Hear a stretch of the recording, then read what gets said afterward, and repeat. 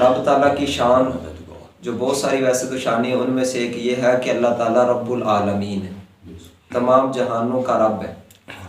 جہان بہت سارے ہیں، علماء نے فرمایا کہ 18,000 عالم ہیں، جس میں سے ہم جو دنیا میں رہ رہے ہیں یہ ایک عالم ہے۔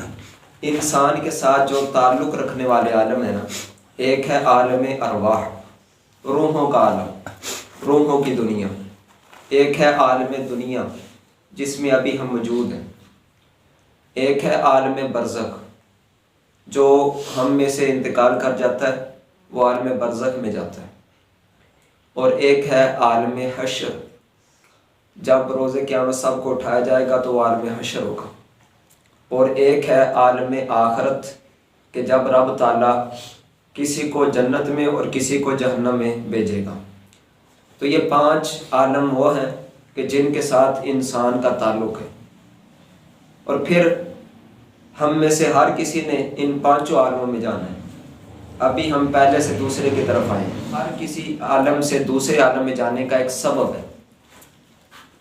عالم ارواح سے عالم دنیا میں جو ہم آئے ہیں، اس کا سبب والدین ہے۔ پھر عالم دنیا سے عالم برزخ میں جب جائیں گے تو اس کا سبب موت ہے۔ اور عالم برزخ سے بروز قیامت جب عالم حشر میں پہنچیں گے، اس کا سبب حضرت اسرافیل علیہ السلام کا دوسری بار سور کو پھونکنا ہے۔ اور عالم آخرت جنت یا جہنم، اس کا سبب بندے کے اعمال ہے۔ اگر درست اعمال ہے تو پھر جنت ہے، اگر نہیں تو پھر جہنم ہے۔ تو یہ عالم تھے، ہر کسی کا سبب ہے۔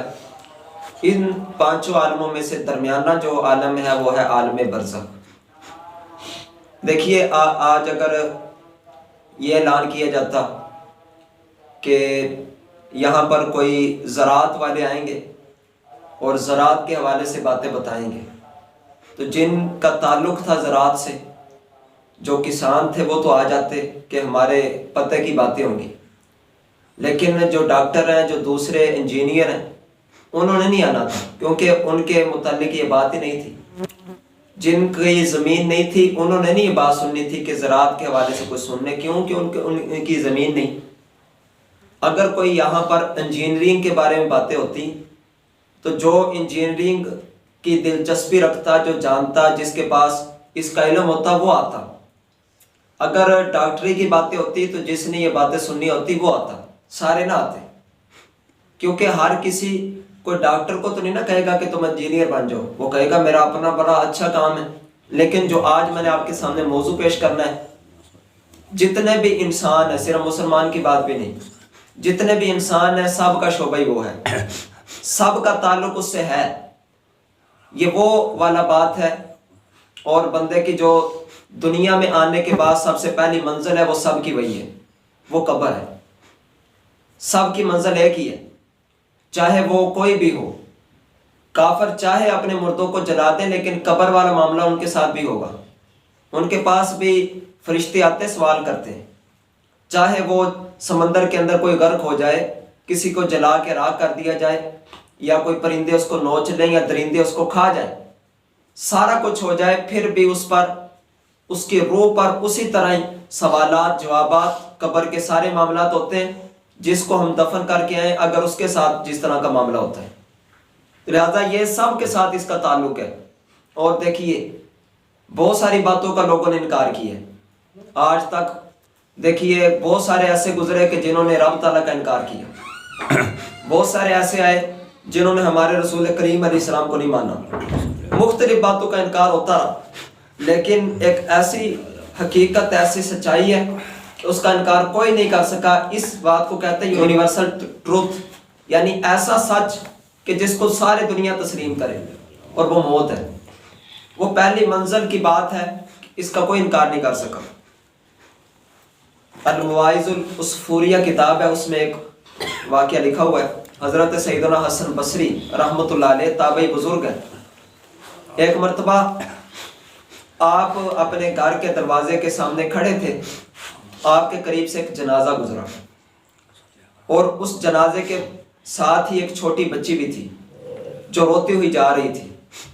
اور کہہ رہی تھی کہ ہائے بابا جان، آج آپ پر وہ وقت آیا کہ جو آج سے پہلے کبھی نہیں آیا۔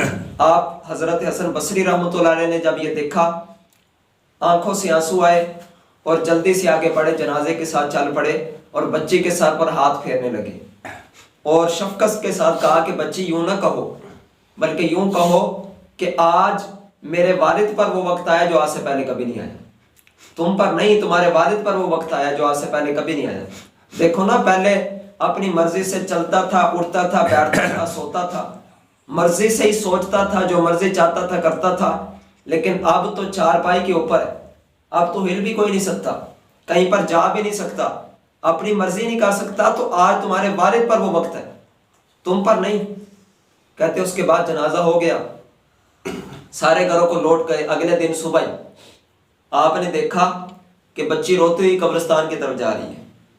آپ بھی عبرت کو حاصل کرنے کے لیے، حصول عبرت کے لیے پیچھے چل دیے۔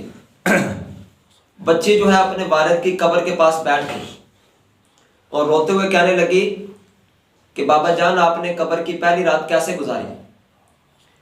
کل تک تو میں آپ کے لیے چراغ کی روشنی کرتی تھی کمرے میں، آج رات قبر میں کس نے چراغ کی روشنی کی ہوگی؟ کل تک آپ پانی مجھ سے مانگتے تھے اور میں آپ کو پانی پلاتی تھی، آج آپ کو کس نے پانی پلایا ہوگا؟ کل رات تک تو میں آپ کا بستر درست کرتی تھی، آج قبر میں آپ کا بستر کس نے درست کیا ہوگا؟ کل تک آپ کا پسینہ میں صاف کرتی تھی، آج قبر میں کس نے پسینہ صاف کیا ہوگا؟ آپ کو میں دباتی تھی، آج قبر میں دبانے کون آیا ہوگا؟ کل تک کھانا میں آپ کو بنا کر دیتی تھی، میں آپ کے سامنے پیش کرتی تھی، آج یہ آپ کے سامنے کون لایا ہوگا؟ اس طرح کی جو باتیں گھر میں ہوتی ہیں وہ ساری اس نے ایک ایک کر کے بولی اور کہا کہ آج کس نے کیا ہوگا، اور رو رہی تھی۔ حضرت حسن بصری جو کہ جھاڑی کے پیچھے چھپے تھے، باہر نکل آئے اور روتے ہوئے بچی سے کہنے لگے کہ یوں نہ کہو، بلکہ یوں کہو کہ بابا جان، کل جب آپ کو دفن کیا گیا تھا تو آپ کے چہرے کو قبلہ رخ کیا گیا تھا، بتائیے اب بھی قبلہ رخ ہی ہے یا اس کو پھیر دیا گیا ہے؟ بابا جان، کل آپ کے کفن کو جب ڈالا گیا تھا آپ کو کفن کے ساتھ قبر میں، اس وقت آپ کا کفن بالکل سفید تھا، اب بھی سفید ہی رہا ہے یا اس کو پھاڑ دیا گیا ہے؟ اب بھی سلامت ہے؟ بابا جان، ہم نے علماء سے سنا ہے کہ سوالات ہوتے ہیں قبر میں، فرشتے کرتے ہیں، تو بتائیے آپ اپنے سوالوں میں کامیاب ہوئے یا ناکام ہوئے؟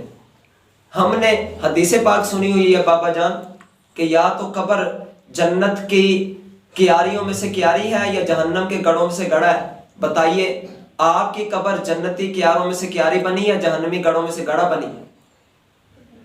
سنا ہے کہ جو نیک ہوتا ہے اس کے کفن کو جنتی کفن سے، اور جو بدکار ہوتا ہے اس کے کفن کو جہنمی کفن سے تبدیل کیا جاتا ہے۔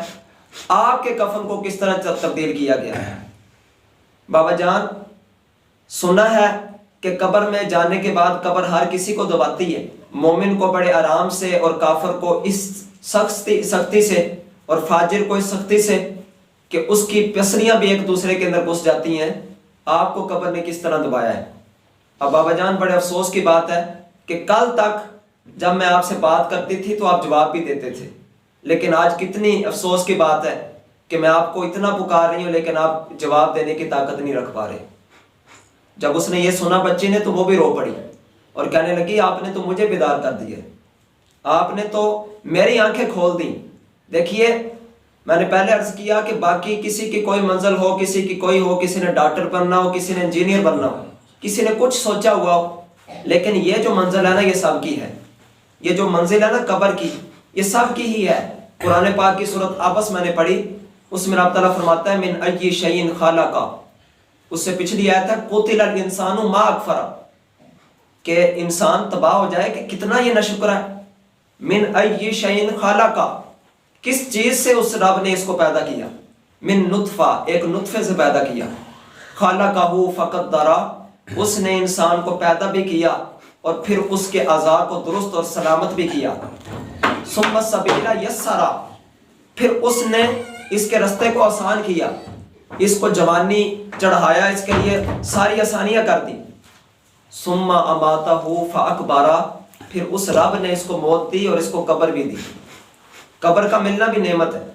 دیکھیے یہ منزل ہے, اس کی تیاری کرنی ضروری ہے, کیونکہ ہم نے یہاں پر ضرور جانا ہے. باقی منزل کا پتہ کوئی نہیں کہ ہم نے وہاں پر جانا ہے کہ نہیں. اچھا یہ بھی ہے کہ اگر کسی کو منزل کا پتہ ہو, سب کی منزل ایک ہے, اگر کسی کو بتایا جائے کہ لاہور صاحب کی منزل ہے تو سفر صاحب کے لیے برابر ہوگا نا. مثلا 350 کلومیٹر ہے, تو کسی کو یہاں پر بتا دیا جائے کہ صاحب نے لاہور جانا ہے, تو سب کو پتہ ہے میرا جو سفر ہے نا وہ 350 کلومیٹر ہے, جب تک یہ سفر نہیں ہوگا میں لاہور کوئی نہیں پہنچوں گا. لیکن یہ قبر والا معاملہ اس طرح کا نہیں کہ سب کو کہہ دیا ہو گیا تمہاری 60 سال عمر ہے, تم نے 60 سال عمر گزار کے قبر میں جانا ہے, اس سے پہلے نہیں جاؤ گے.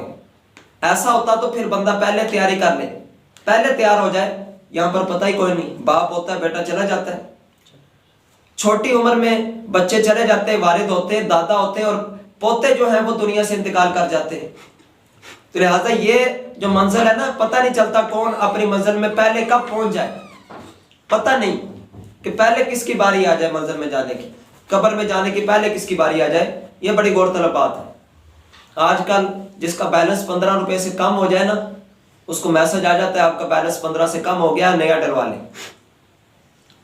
لیکن عمر اگر 15 دنوں سے کم رہ جائے پھر بھی نہیں کوئی میسج آتا, پھر بھی کوئی پتہ نہیں ہوتا کہ تم نے جانا ہے. اس کا کوئی میسج نہیں آتا, یہاں تک کہ میسج لے کر آنے والے جو ہیں وہ موت لے کر ہی پہنچ پڑتے ہیں. اور کسی نے شعر کہا ہے کہ مسٹر جی کو فکر تھی کہ ایک ایک کے 10 کیجئے, مسٹر جی کو فکر تھی کہ ایک ایک کے 10 کیجئے, مالک الموت آپ پہنچے کہ مسٹر جان واپس کیجئے. یعنی اب تمہاری جانے کی باری آ گئی, تمہیں ابھی یہ فکر ہے کہ میں نے کیا کیا کمانا ہے, تمہاری دنیا سے جانے کی باری آ گئی. دیکھیے بہت سارے لوگ اس طرف غور نہیں کرتے کہ موت کی وجہ سے صرف نیک عمل ختم نہیں ہوتے, ہر چیز ہی ختم ہو جاتی ہے دنیا سے, سارے تعلق ہی ختم. پھر بندہ نہ دنیا کما سکتا ہے نہ آخرت. لہذا اس لیے زندگی کی جب تک ہے, ہمیں کوئی پتہ کوئی نہیں, جب تک ہے اس کی قدر کر لیں, اس کے بارے میں سوچ لیں. دیکھیے حضرت سیدنا عثمان غنی رضی اللہ تعالیٰ عنہ, صحیح حدیث ہے, آپ جب بھی قبر پر تشریف لے جاتے اتنا روتے کہ آپ کی مبارک داڑھی جو ہے وہ بھیگ جاتی. آپ سے پوچھا جاتا کہ جہنم کی بات آتی ہے پھر اتنا نہیں روتے, جنت کے بارے میں جب سنتے ہیں پھر اتنا نہیں روتے, تو یہ قبر پر آ کر اتنا کیوں روتے ہیں؟ تو فرماتے ہیں کہ میں نے اپنے نبی پاک علیہ السلام سے سنا ہے کہ پہلی منزل قبر ہے, جو اس میں کامیاب ہو گیا تو آگے اس کے لیے آسانی ہے, جو اس میں پکڑا گیا تو آگے اس کے لیے مشکل ہے. پہلی منزل یہ قبر ہے, اس میں فیصلہ ہو جانا ہے کہ بندے کہاں پر جانا ہے, بندے کو اس میں جا کر پتہ چل جانا ہے کہ میرا ٹھکانہ کیا ہوگا. یہ وہ پہلی منزل ہے جس کے رزلٹ کا بھی کوئی پتہ کوئی نہیں, وہاں پر جا کر ہی پتہ چلے گا. لہذا اس لیے اس منزل کے بارے میں فکر کرنی ہے. مولا علی شیر خدا فرمایا کرتے الناس نیام اذا ماتوا انتبہوا, فرماتے ہیں کہ لوگ تو سو رہے ہیں, جب مر جائیں گے تب جاگ جائیں گے. ہم صرف رات کو نہیں سوتے کہ ہم نے رات کو 5-6 گھنٹے نیند کر لی, بلکہ فرمایا لوگ تو اپنی پوری زندگی سوئے رہتے ہیں, جب انتقال ہوتا ہے تب سمجھ آتی ہے اوہو میں نے تو کرنا کچھ اور تھا, میں تو کر کچھ اور ہی آیا, مجھے تو کسی اور مقصد کے لیے بھیجا گیا تھا, میں کیا کر آیا. ہمارے سامنے کتنے لوگ تھے جو آج نہیں ہیں. یہ سارا اسی بات کی تو خبر دیتے ہیں کہ کیا خیال ہے جو دنیا سے بالکل بے نمازی ہو کر گیا تو وہ قبر میں جا کر نہیں خواہش کرتا ہوگا کہ کاش میں نماز پڑھتا ہوں, کاش میں پڑھ لیتا نماز. یہ تو ہم اس سے بات چیت نہیں نہ کر سکتے, اس سے پوچھ نہیں نہ سکتے, نہیں تو پتہ چلے کہ وہ کس قدر زیادہ اس کی حاجت. اور روایتوں میں آتا ہے کہ 2 رکعت نفل اس کے لیے پڑھنا ساری دنیا سے ملنے سے بہتر ہوگا. جو قبر میں ان کے لیے 2 رکعت نفل پڑھنا, وہ یہ سمجھتے ہیں کہ کاش ساری دنیا ہمیں نہ ملے, 2 رکعت نفل کی اجازت مل جائے, وہ ہمارے نیکیوں میں مل جائے. ایک بار وہ ایک اللہ کے ولی کسی قبر پر گزرے تو اندر سے قرآن پاک پڑھنے کی آواز آ رہی تھی قبر سے. سبحان اللہ کہہ دیا, واہ بھائی واہ, انہوں نے تو اندر ہی جا کر قرآن پاک پڑھنا شروع کیا. اندر سے آواز آئی کہ اے شیخ اتنے زیادہ خوش بھی نہ ہو, میں قیامت تک بھی قرآن پڑھتا رہوں, ایک نیکی میں اضافہ نہیں ہوگا, اور تم نے ایک بار جو سبحان اللہ کہہ لیا ہے پتہ نہیں کتنی نیکیاں تم نے حاصل کر لی. لہٰذا اس لیے یہ دنیا ہے, یہاں پر جو کام کریں گے نا نیک وہ فائدہ دے گا. وہاں پر جو قبر میں جا کر اللہ کے نیک بندے کرتے ہیں وہ تو صرف مزہ لینے کے لیے کرتے ہیں، نیک عمل کے لیے نہیں، کیونکہ وہاں پر اضافہ نیکیوں کا نہیں ہوگا۔ ہاں اگر کوئی بندہ دنیا میں ایسے کام کر گیا کہ صدقہ جاریہ اس کے لیے ہو گیا، کوئی انتظام بعد میں نیکی کا اس کا چلتا رہا، تو یہ دنیا میں جو کام ہوگا وہ اس کی نیکی کا سبب بنے گا، اس کے لیے نیکی کا نامہ اعمال جاری رہے گا۔ لیکن جو قبر میں چلا گیا، قبر میں جا کر خود اپنے لیے کچھ نہیں کر سکے گا پھر، لہٰذا اس کو غور کیجئے۔ حضرت سیدنا ابوبکر صدیق رضی اللہ تعالیٰ عنہ فرمایا کرتے تھے، من داخل القبر بلا زاد فکانما رکب البحر بلا سفینۃ، کہ جو کوئی بندہ قبر کے اندر بغیر نیک اعمال کے گیا وہ تو ایسا ہے کہ سمندر کے درمیان بغیر کشتی کے چلا گیا۔ سمندر کے درمیان بغیر کشتی کے جو حال ہوتا ہے، فرمایا قبر میں سے اس کے ساتھ وہی حال ہوگا۔ حضور علیہ السلام ایک جنازے میں تشریف لے گئے، کچھ لیٹ تھی، قبر بن رہی تھی، نبی پاک علیہ السلام بیٹھ گئے اور حضور کے مبارک ہاتھ میں چھوٹی سی چھڑی تھی، آپ اسی سے زمین کو کریدنے لگے۔ صحابہ کرام نے یہ انداز دیکھا تو ارد گرد بیٹھ گئے۔ بڑے افسوس کی بات یہ ہے کہ آج کل قبرستان لوگ دفن کرنے جو جاتے ہیں، لیکن وہ غور کر نہیں رہے ہوتے کہ یہاں پر کسی دن ہم نے بھی آنا ہے، یہ ہماری بھی منزل یہی ہے، ہم نے بھی ادھر ہی آ جانا ہے۔ وہ تو وہاں پر بھی جا کر سیاست شروع کر دیتے ہیں، وہاں پر بھی جا کر دنیاوی باتیں شروع کرتے ہیں، جو نیا واقعہ اسی کے بارے میں گفتگو کر رہے ہوتے ہیں۔ وہ تو آپس میں اس طرح خوش ہوتے ہیں کہ جیسے یہی ساتھی تھا جس کو ہم چھوڑنے ہیں، یہ آخری تھا، اس کے بعد کسی نے قبرستان نہیں آنا، حالانکہ بول گئے ہیں کہ پتہ نہیں کب ہماری باری بھی آ جائے۔ لہذا اس لیے خدا را اس بات پر غور کیجئے، یہ ہماری منزل ہے۔ آخر میں ایک حدیث پاک آپ کے سامنے عرض کرتا ہوں۔ رسول کریم رؤوف الرحیم صلی اللہ تعالی علیہ وسلم نے فرمایا، جب بندہ مومن کو قبر میں رکھا جاتا ہے، اس کو دفن کرنے والے واپس لوٹتے ہیں تو وہ ان کے قدموں کی آہٹ کو بھی سنتا ہے۔ فرمایا اس کے پاس زمین سے فرشتے زمین کو پھاڑ کے اس کے سامنے آ جاتے ہیں اور اس کو بٹھاتے ہیں اور سخت لہجے میں اس سے سوال کرتے ہیں۔ ان کی آنکھیں نیلی ہوتی ہیں، ان کا چہرے کالے ہوتے ہیں اور بال اتنے لمبے کہ زمین کو چھو رہے ہوتے ہیں، سخت لہجے میں سوال کرتے ہیں۔ ایک کا نام منکر ہے، دوسرے کا نام نکیر ہے۔ پوچھتے ہیں مر ربو کا، تیرا رب کون ہے؟ فرمایا بندہ مومن کہتا ہے کہ میرا رب اللہ ہے۔ وہ دوسرا سوال کرتے ہیں ماں دینو کا، تیرا دین کیا ہے؟ تو بندہ مومن جواب دیتا ہے دینی الاسلام، میرا دین اسلام ہے۔ وہ حضور کا چہرہ دکھا کر کہتے ہیں ما کنت تقول فی ھذا الرجل، ان ہستے کے بارے میں تم کیا کہا کرتے تھے؟ تو جو بندہ مومن ہوتا ہے وہ کہتا ہے ہوا رسول اللہ، یہ تو اللہ کے رسول ہے۔ فرمایا جب وہ اپنے سوالوں میں کامیاب ہو جاتا ہے تو پھر حد نگاہ قبر کو وسیع کر دیا جاتا ہے۔ فرمایا اس کے کفن کو جنتی کفن سے تبدیل کر دیا جاتا ہے اور اس کی پہلے بائیں طرف ایک کھڑکی کھلتی ہے جہنم کی، یہ اس کی بدبو گرمی کو محسوس کرتا ہے، فوراً کھول کے بند کر دی جاتی ہے کھڑکی، اور پھر اس کی دائیں جانب ایک کھڑکی کھلتی ہے جنت سے، اور وہ پھر قیامت تک کھلی رہے گی۔ فرمایا جنت کی خوشبو اور ٹھنڈک اس تک پہنچتی رہتی ہے، اور یہ اس کے لیے اور زیادہ اچھی بات ہوتی ہے۔ اس کو کہا جاتا ہے کہ اگر تم سوالوں میں کامیاب نہ ہوتے تو تمہارے لیے جہنم کی کھڑکی کھلنی تھی، لیکن اب تمہارے لیے جنت کی کھڑکی کھل گئی ہے۔ فرمایا اس کی قبر کو جنتی باغوں میں سے باغ بنا دیا جاتا ہے۔ جب وہ اتنا سارا کچھ دیکھتا ہے نا، حضور فرماتے اتنا خوش ہوتا ہے، میں پنجابی میں بتا دیتا ہوں، اتنا خوش ہوتا ہے، کہتا ہے ذرا میں گھر اپنے نہ داسا گھر نہ بتاؤں کہ مجھے کتنا ملا؟ تو فرشتے کہتے نانا گھر نہ بتاؤ، نم کا نومت العروس، تم اس طرح سو جاؤ جس طرح کی دلہن سوتی ہے، جس کو کوئی غم کوئی نہیں، کوئی فکر نہیں، بالکل آرام سے اطمینان سے، کوئی پریشانی کوئی نہیں۔ اب تم نے جنت میں ہی جانا ہے، تمہارے لیے جنت کی ہی بشارتیں۔ یہ بندہ مومن ہے۔ ہم نے سوچا کہ کیا ہمارے ساتھ بھی اسی طرح ہی ہوگا یا اس کے الٹ معاملہ ہے؟